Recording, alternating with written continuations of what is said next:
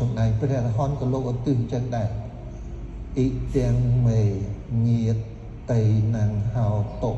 សុខអ៊ីតាហោតុញាតយៈត្រូវឧទ្ទិសអញ្ចឹងតែម្ដងអ៊ីទាំងមេព្រោះអ៊ីទាំងមេនេះមានថាទានខ្ញុំនេះបុណ្យខ្ញុំនេះចូលសម្រេចដល់ញាតទាំងឡាយរបស់ខ្ញុំអ៊ីទាំងមេពីព្រមមេនោះវាជាតែទានរបស់យើងបុណ្យរបស់យើងបុណ្យរបស់ខ្ញុំយល់ទេចឹងនឹងហើយគឺតែព្រះអរហន្តលោកឧទ្ទិសអ៊ីទាំងមេបាទអ៊ីទាំងមេគឺទានរបស់ខ្ញុំជូនទៅដល់ញាតិរបស់ខ្ញុំឃើញទេទានរបស់ខ្ញុំនេះចូលសម្រេចដល់ញាតិរបស់ខ្ញុំសូមញាតិរបស់ខ្ញុំបាននៅសេចក្តីសុខចប់យល់ទេចឹង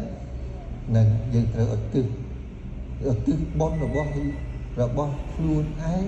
ជូនទៅដល់ញាតិរបស់ខ្លួនឯងនឹងត្រូវថាអ៊ីទាំងមេយល់ទេចឹង